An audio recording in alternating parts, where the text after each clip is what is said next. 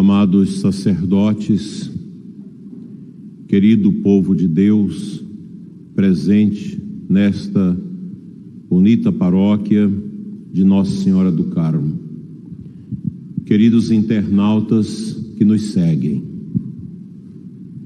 neste dia de São Bartolomeu Apóstolo, nós vamos dar sequência às meditações que ocorrem às terças-feiras nesta igreja, seguindo a temática dos mandamentos da lei de Deus, segundo o doutor angélico da igreja, Santo Tomás de Aquino. O segundo mandamento da lei que Deus deu a Moisés para que distribuísse ao povo de Israel, ele é profundo, belo e edificador. Não tomarás o nome do Senhor teu Deus em vão. E nós aprendemos os mandamentos já desde pequenos na catequese, e eles nos acompanham. Os mandamentos da lei de Deus nunca vão estar derrancados, vencidos, inúteis. Serão sempre um convite à nossa fidelidade ao nosso Deus.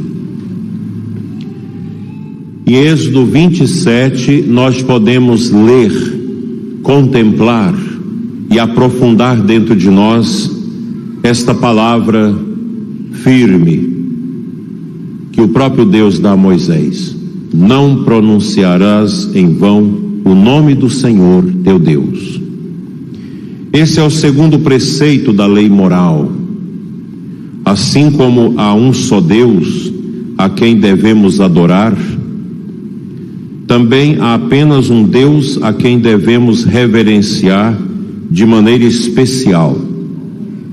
Isso se refere ao nome de Deus em primeiro lugar. O cristianismo é uma religião monoteísta, que adora um único Deus, em três pessoas: Pai, Filho e Espírito Santo.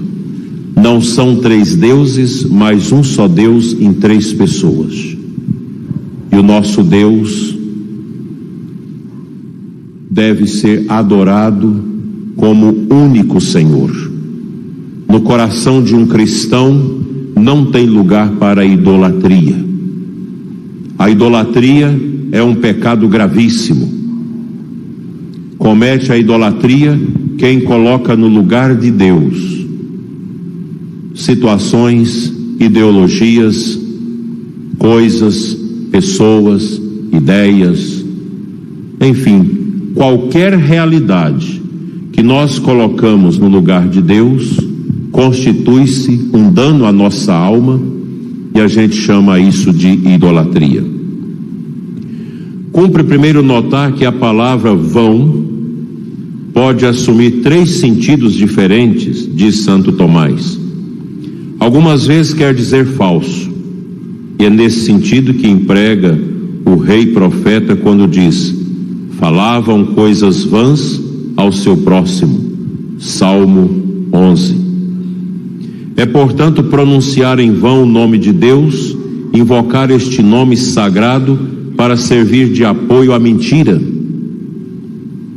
Diz o Senhor pela boca do profeta Zacarias: guardai-vos de prestar falso juramento. Zacarias 8:17.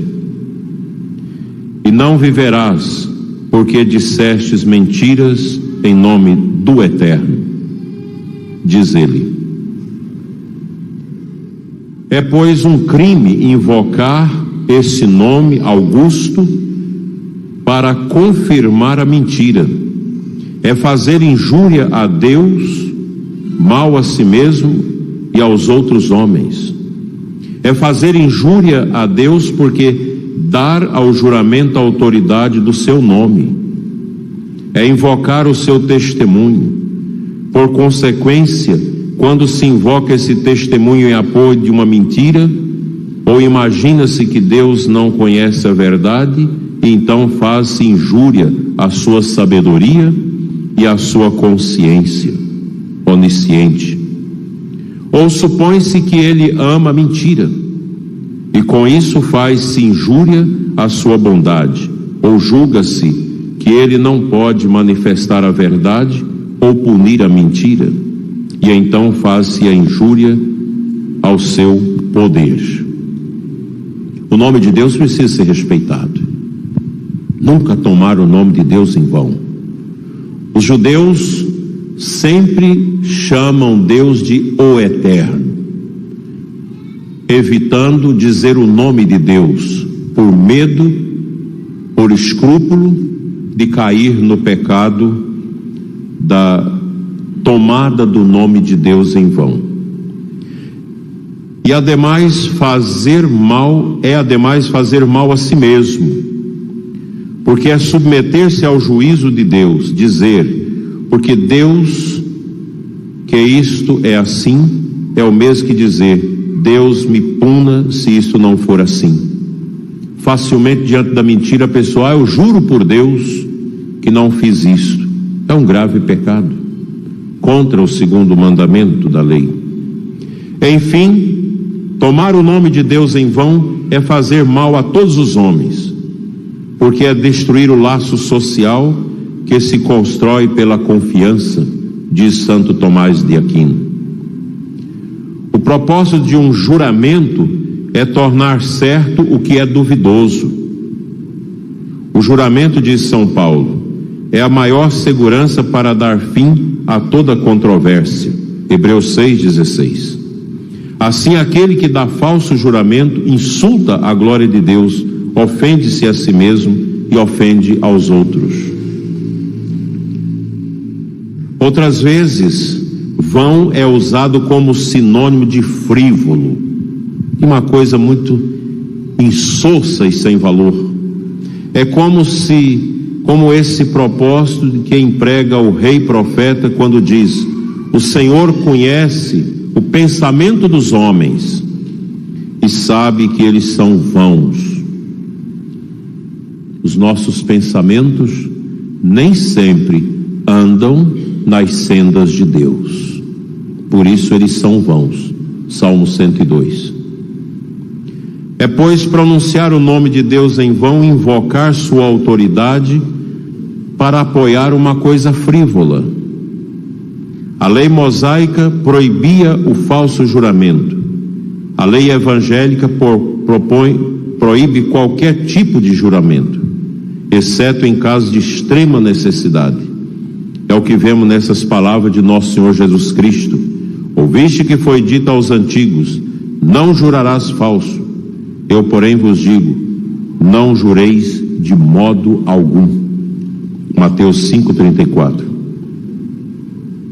A razão desta severa proibição da parte de nosso Senhor está na leviandade de nossa língua. Leviandade tal que nenhum de nós pode pôr-lhe freio e que nos expõe ao risco de perjurar pela menor coisa. É necessário, pois, segundo o preceito do Evangelho de nosso Senhor, não afirmar nada senão por meio destas duas simples palavras: sim e não. Como a medicina, o juramento é um recurso de que só se deve lançar mão em caso de extrema necessidade. Eis aí porque Jesus Cristo nos diz: tudo que disserdes ademais, além do sim e do não, procede do mal. Mateus 5,37. Eis aí porque o eclesiástico nos diz também que a vossa boca não se habitue ao juramento, que não esteja, pois, sempre o nome de Deus e seus santos na vossa boca, porque é isso uma má profanação que não ficará impune. Eclesiástico 22.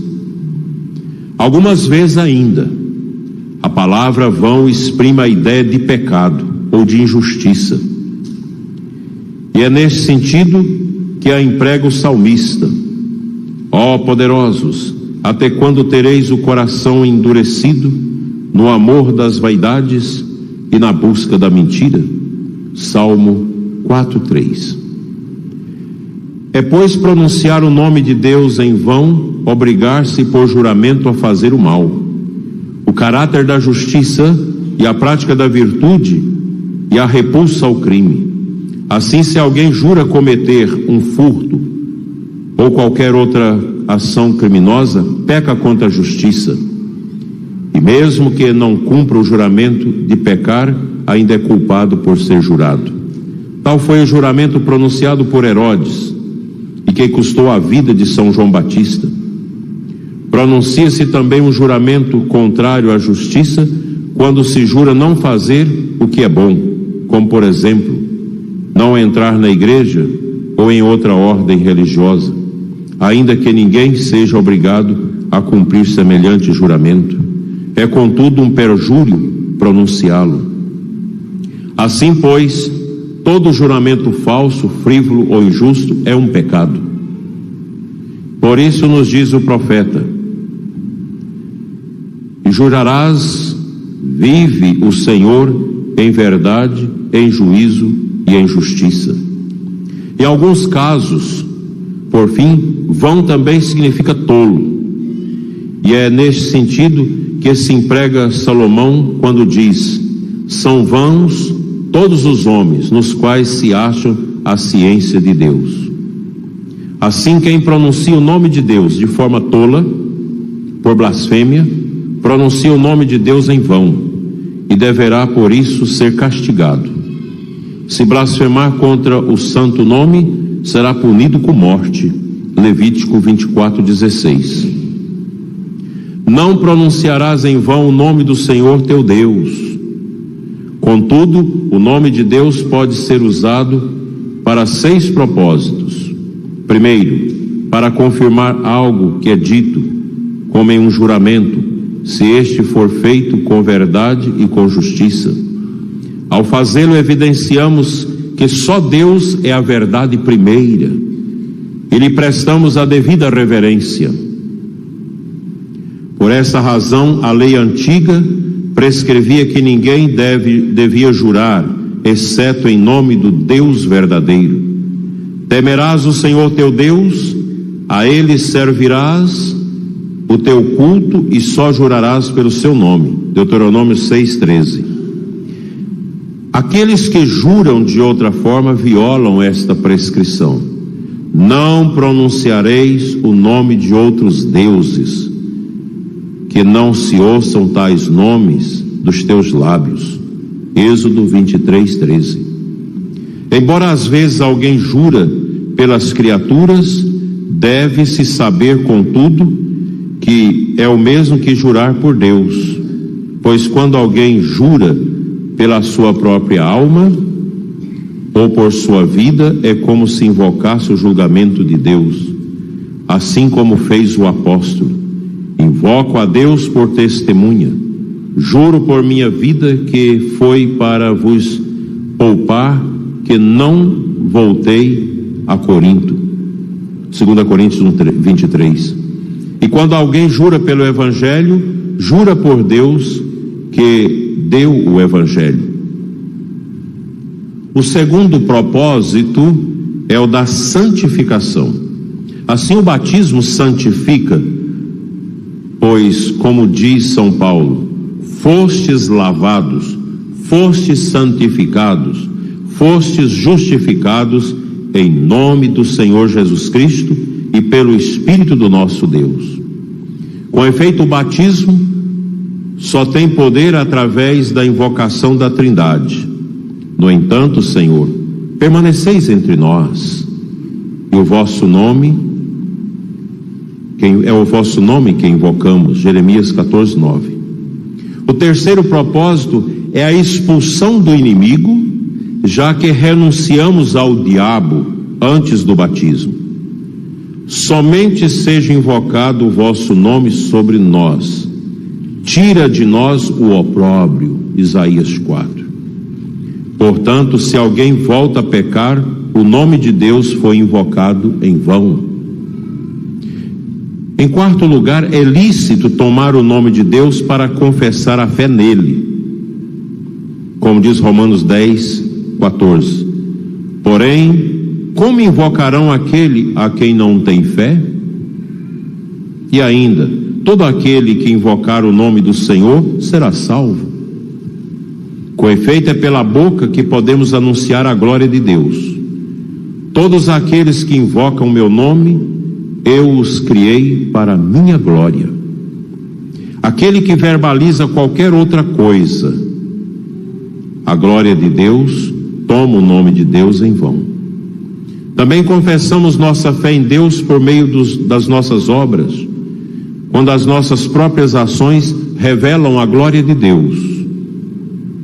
Que vossa luz brilhe diante dos homens, diz o apóstolo, para que vejam as vossas obras e glorifiquem vosso Pai que está nos céus.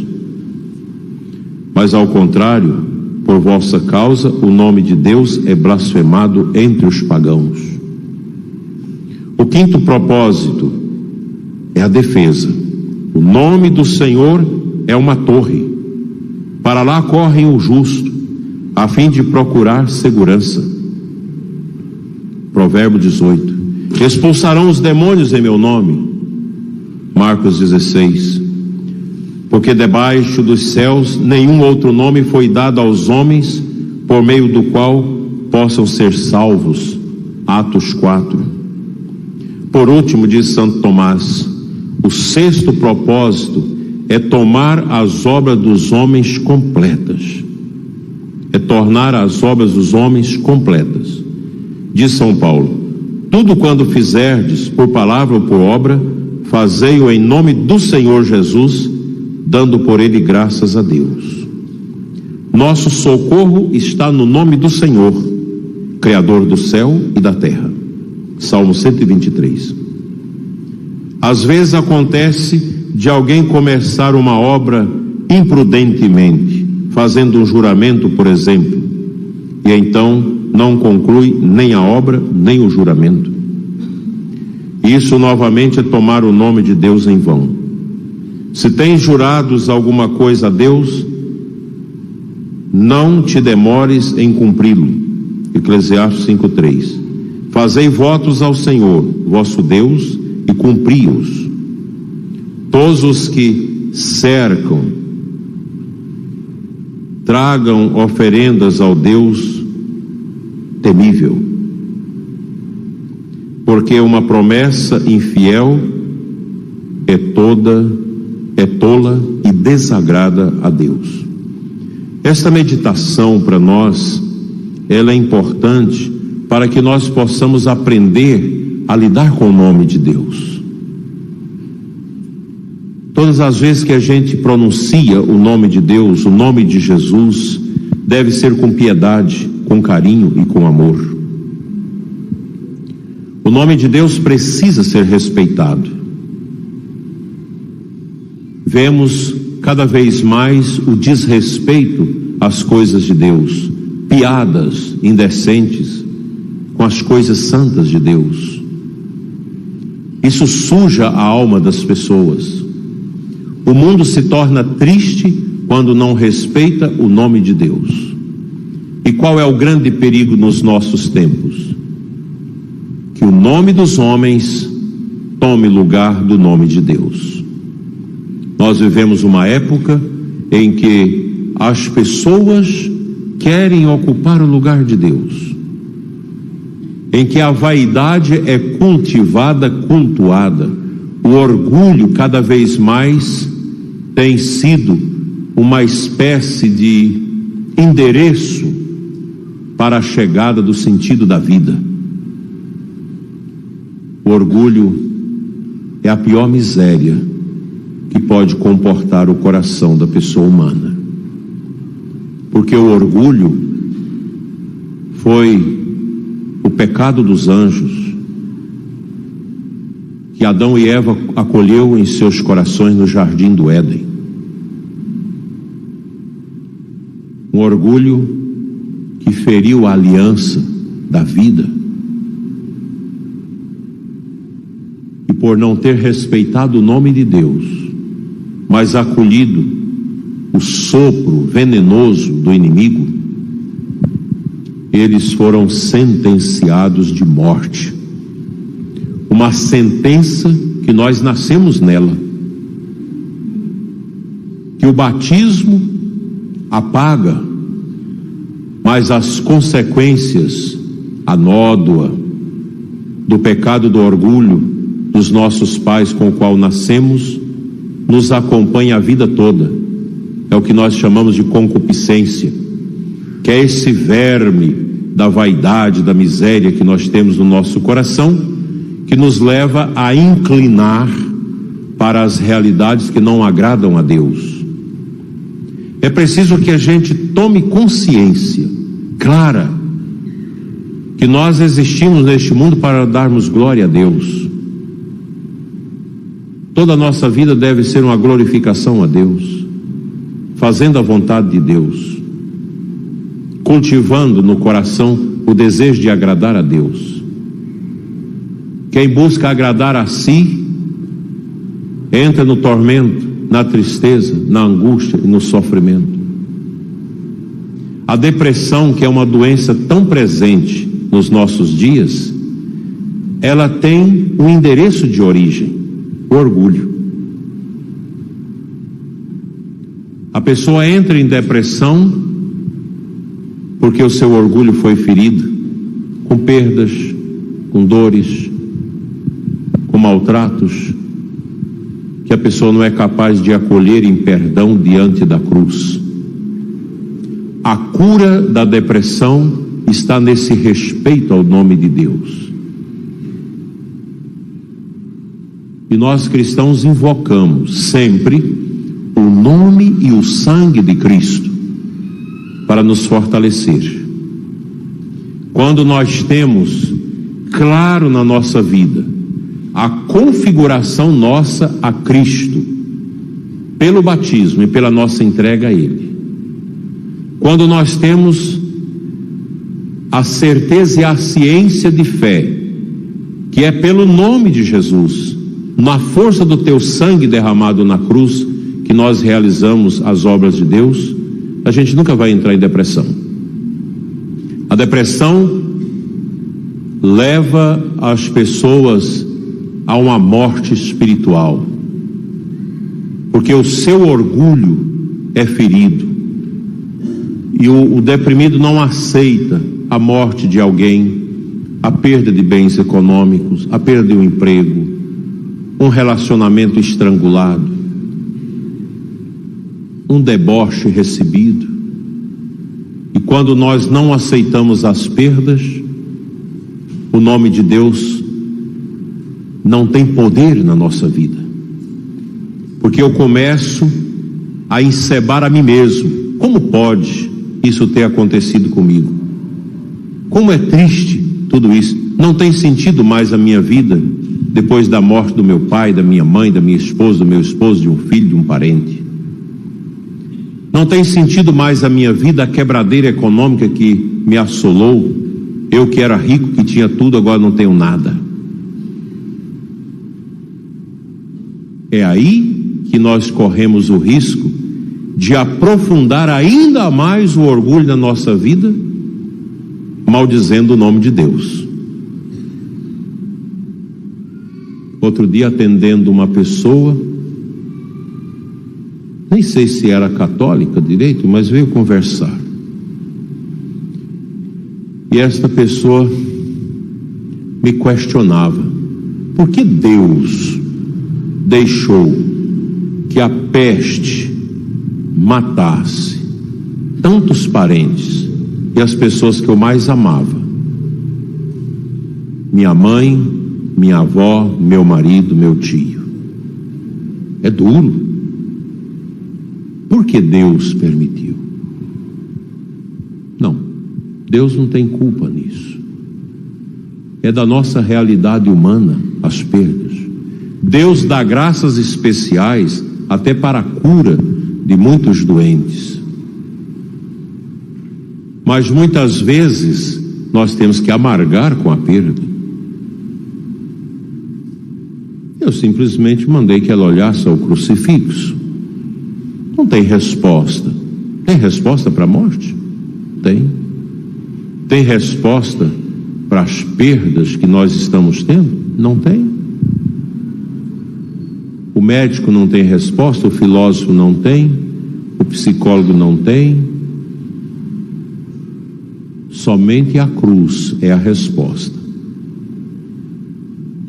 Todas as vezes que a dor bater à nossa porta, não ignore o nome de Deus, não condene a Deus, não julgue a Deus, mas humilha, porque a humildade é o antônimo do orgulho.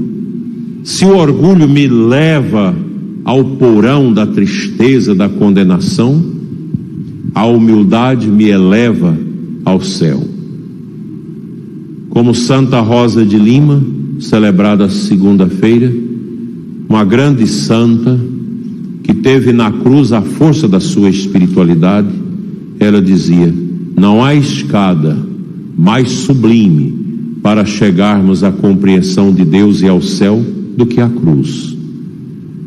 Portanto, o sofrimento, a dor de nosso Senhor, sua coroa de espinhos, suas chagas, é a resposta. Eu dizia para ela: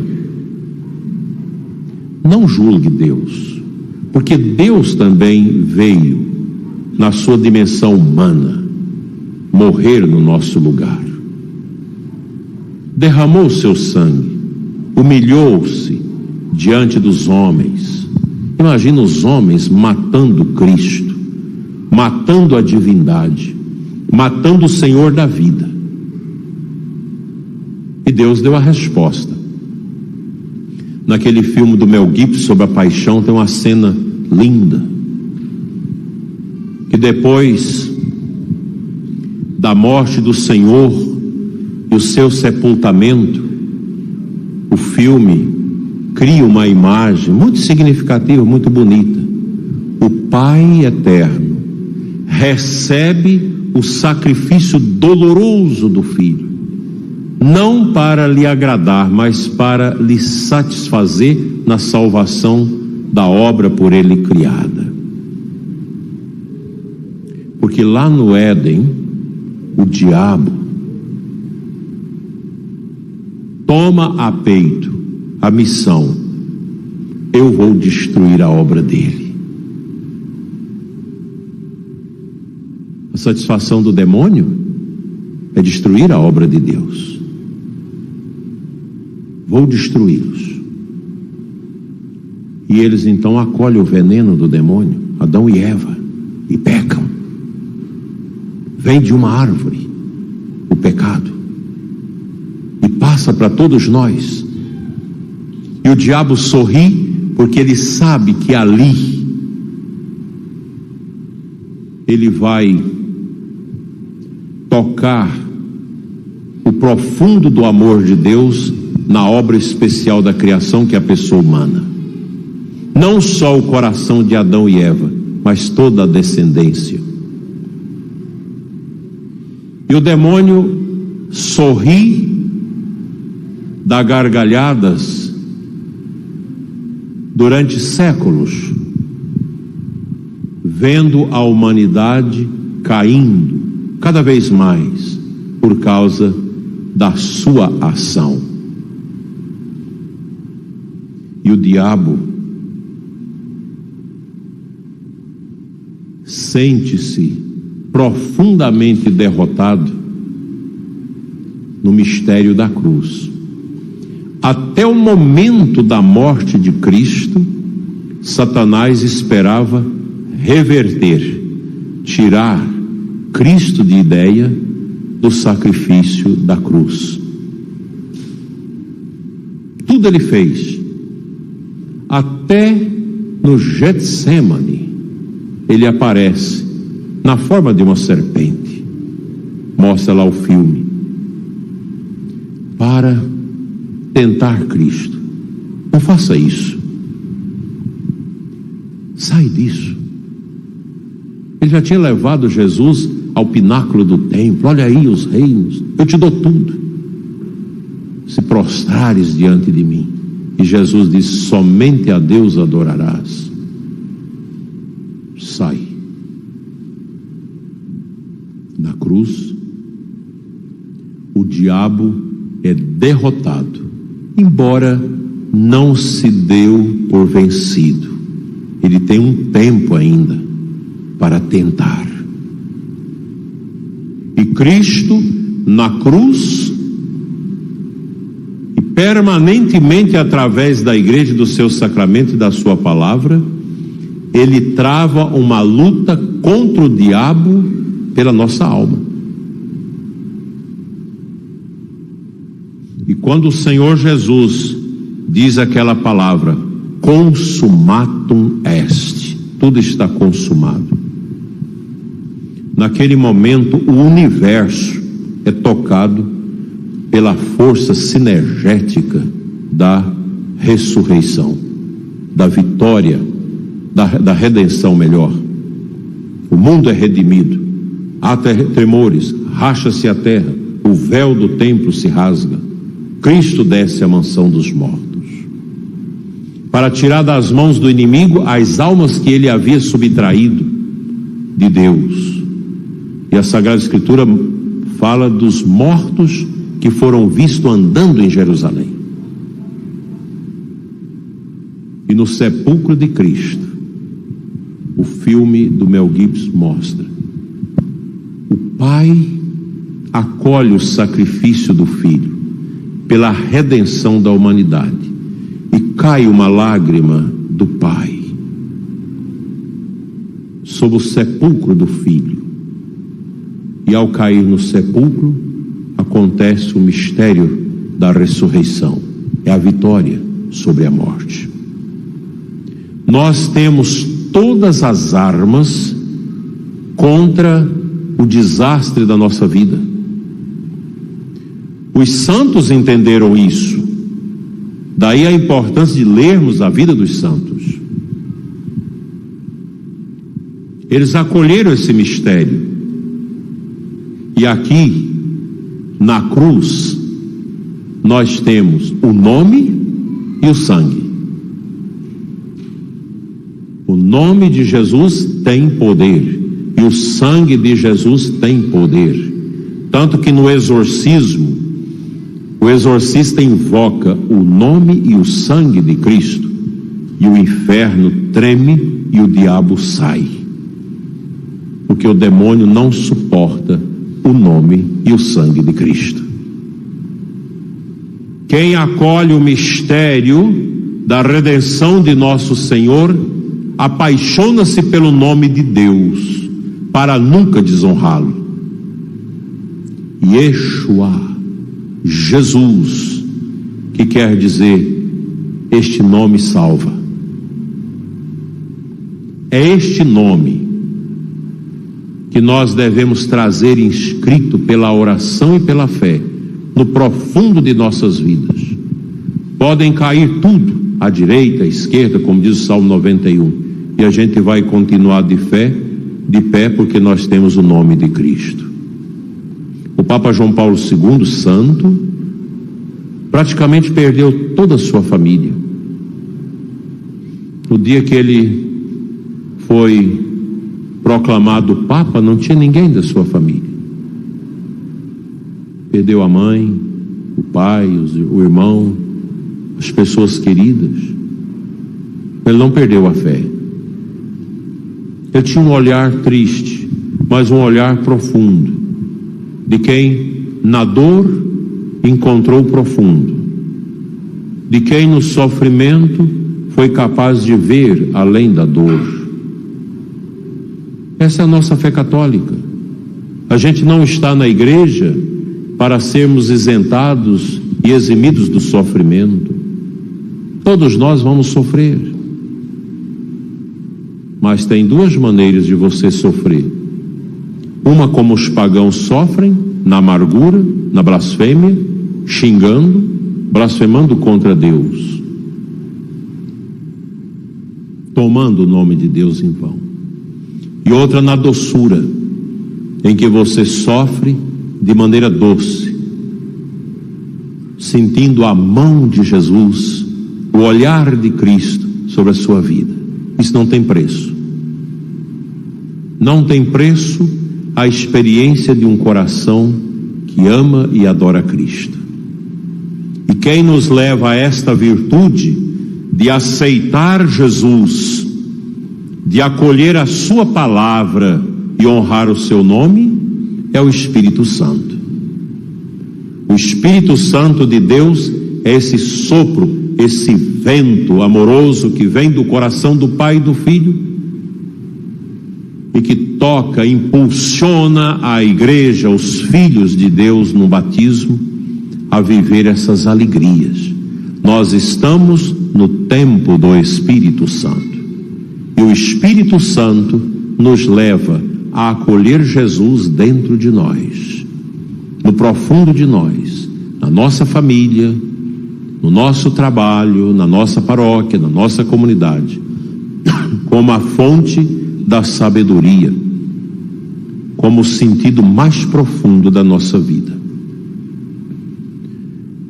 Meus irmãos, a Igreja Católica, ela se confunde com o mistério do Cristo. A Igreja, nós poderíamos chamá-la de a epifania do ressuscitado, porque a Igreja é Cristo. Às vezes nós temos esse costume de dizer, eu sou a Igreja, nós somos a Igreja. Não, nós somos os filhos da Igreja.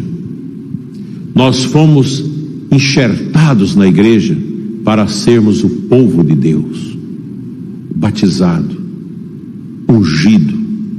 A Igreja é como esse manto aconchegante do Espírito que está sobre nós, nos acalentando.